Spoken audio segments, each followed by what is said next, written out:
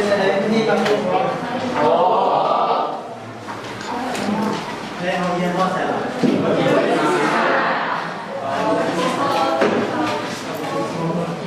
เป็นอะไรคนเยี่ยมเก่ามีปัญหาอะไรถามเขา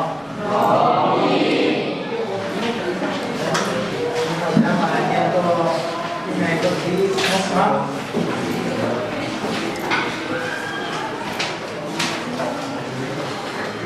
ในพื้นที่ชั่วโมงนี้มีหัวข้อว่าจะได้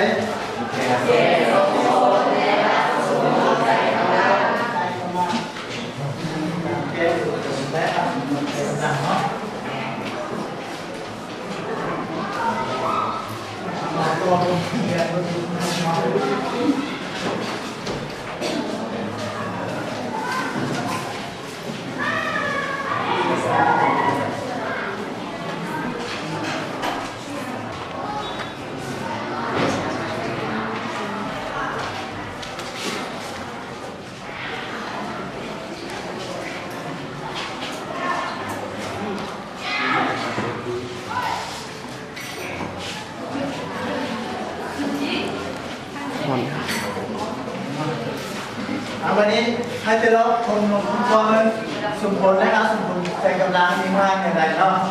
เอาให้แต่ละคนแบ่งเขาเป็นกลุ่มแล้วก็ต้องสอบต้องอาหารเนาะเอาโดยที่เอาทั้งชุดทางด้านที่เขาหลังที่เขาตัวแบบนี้เขาแบบตัวแบบ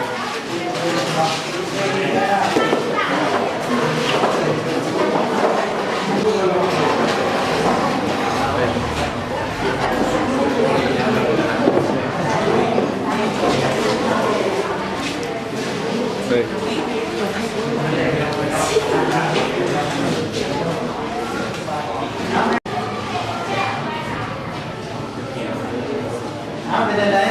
ได้หรือว่าทำตัวเอาได้น้องได้อาสาสมัครคือตรงแบบ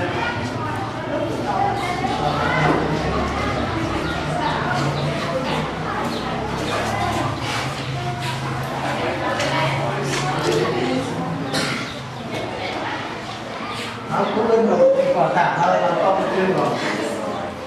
ไปต้องเลยเนาะ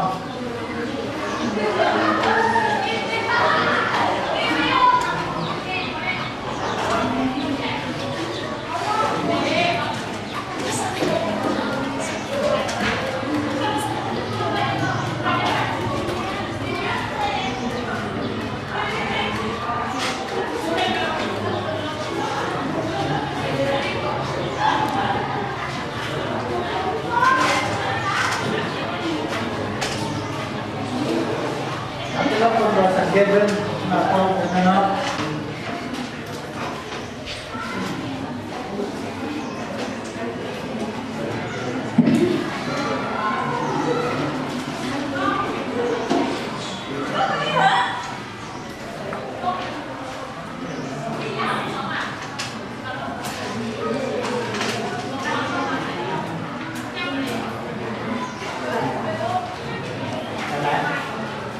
ที่ไปเราจะฟังเลยก่อนมาอ่านเนาะ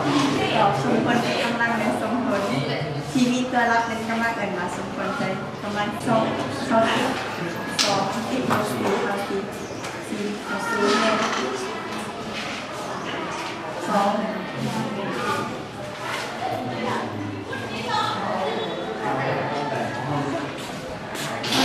เป็นอะไรพี่บอคุณเจอกัน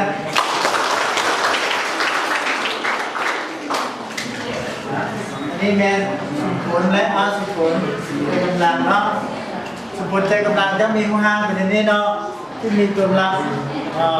ปีตัวกำลังเนาะหรือว่ามีห้างคือ2-3ตัวอย่างนี่เนาะนี่แมนสุผลที่เป็นใจกำลังเนาะวันนี้ส่วนสมผลที่พ่อแม่สมผลใจกำลังจะมีหัวหางเป็นอะไร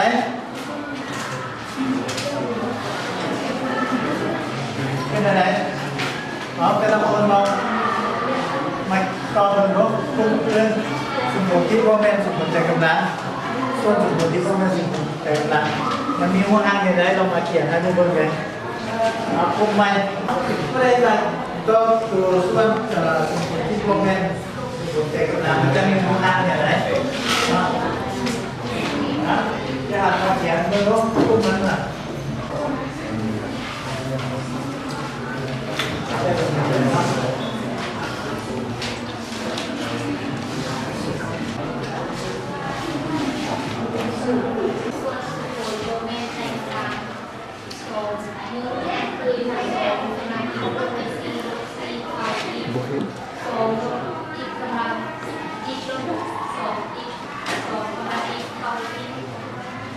เอาเป็นอะไรแม่หนูเหรอไม่เคยเลย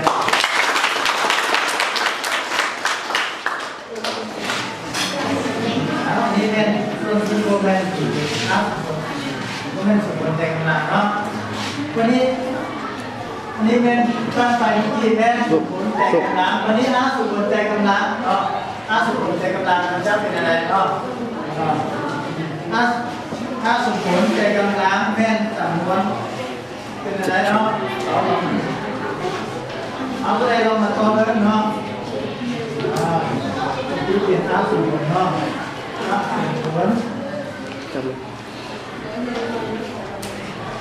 จิบเขียน ใจ เลย กำลังเนาะ